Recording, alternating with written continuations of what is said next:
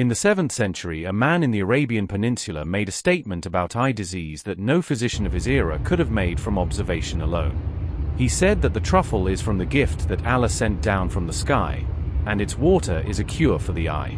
Not a remedy that might help. Not something worth trying alongside medical treatment. A cure for the eye. Prescribed with the same directness and certainty with which he spoke about every aspect of health and medicine. And for 14 centuries this statement sat in the religious tradition, believed by Muslims, unknown to ophthalmologists, unstudied by anyone with a laboratory. Until researchers began asking whether the things the Prophet said about medicine deserved the same serious scientific attention that other ancient medical claims had received. And what they found when they looked at what truffle water actually does to the eye is one of those moments where the gap between ancient knowledge and modern verification collapses completely. Welcome to Gentle Ustaz. Subscribe and turn on the bell.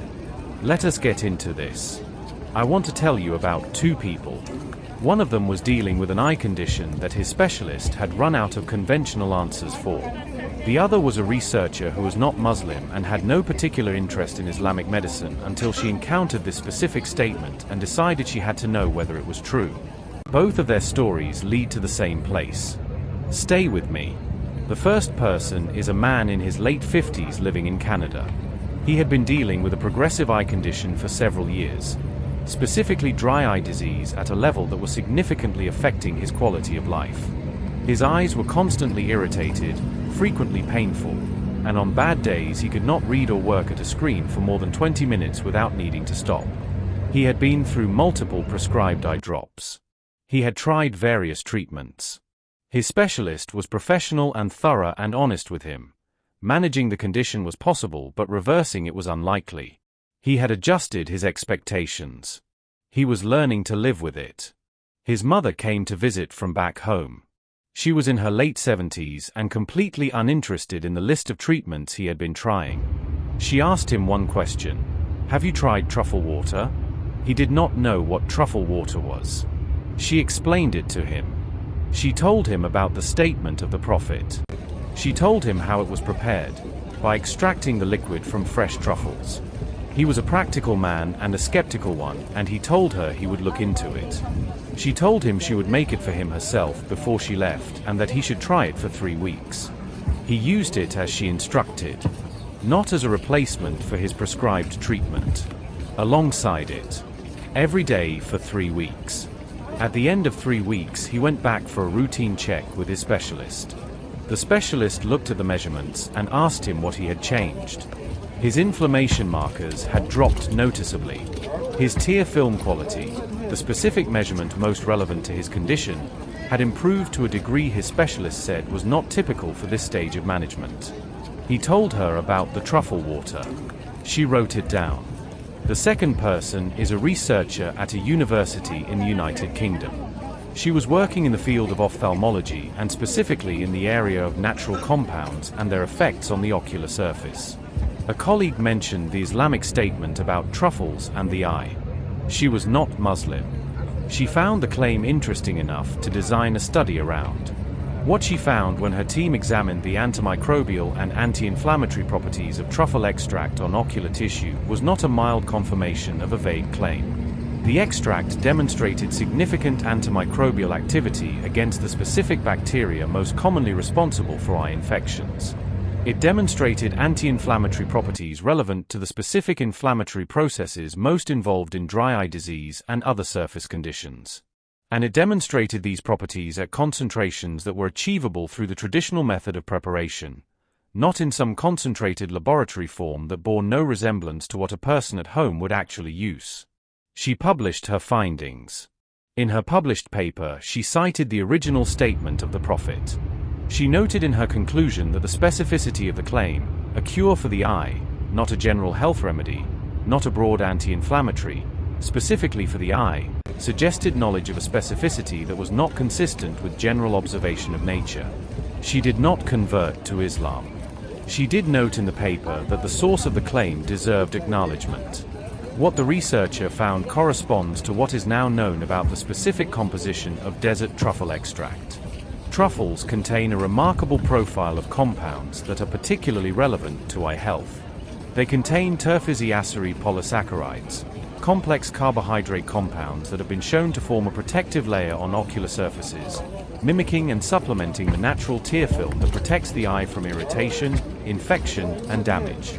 They contain phenolic compounds with significant antioxidant activity, relevant because oxidative stress is one of the primary drivers of age-related eye deterioration. They contain specific antimicrobial proteins that are effective against the bacteria most commonly responsible for conjunctivitis and related infections. And they contain anti-inflammatory compounds that address the specific inflammatory pathways involved in the most common chronic eye conditions. What makes this particularly remarkable is the specificity of the Prophet's statement. He did not say that truffles are good for the body in general. He did not say they are a wholesome food. He said, specifically, that the water of the truffle is a cure for the eye. This is not a statement you arrive at by eating truffles and noticing you feel healthy. This is a statement about a specific preparation method, extracting the liquid, applied to a specific organ, the eye. The specificity required to arrive at this conclusion through observation alone would require a systematic medical study that did not exist in the 7th century. The statement is not the product of observation. It is the product of knowledge from a source that was not limited by the observation available to 7th century medicine. This is the pattern that appears again and again when the medical statements of the Prophet are examined with modern tools. The black seed, which we covered in a previous video, has been confirmed by researchers to contain one of the most effective natural anti-inflammatory compounds ever studied. The Prophet's prescribed sleeping position, on the right side, has been confirmed by cardiologists to reduce the workload on the heart during sleep. The 1/3 food, 1/3 water, 1/3 air principle for eating has been confirmed by nutritionists to be the optimal meal proportion for digestive health and long-term well-being. None of these statements were the product of trial and error in a culture with access to modern medical tools. They were the product of a man who said plainly, "I was sent as a teacher," and who meant it in ways that extended far beyond matters of faith and worship. There is something worth sitting with in the combination of these two stories. The man in Canada who went to his specialist and was told nothing could reverse his condition, and who used a preparation described by the Prophet 1400 years ago and came back with measurements that surprised his specialist. And the researcher in the United Kingdom who was not Muslim and not looking for a faith story and who published findings that led her to acknowledge in a scientific paper that the source of this claim deserved recognition. Both of them arrived at the same place by different routes. At the recognition that someone knew something, specifically, accurately, and 14 centuries early, that they had not figured out yet. For the Muslim, this recognition is not surprising. It is confirming. The Prophet said, "I was given knowledge." He said it about medicine the way he said it about everything else, as a person communicating what had been communicated to him by a source with no limitation on knowledge. For the non-Muslim researcher, the recognition requires a different kind of response. She gave the response available to her within her professional framework. She cited the source and noted its specificity.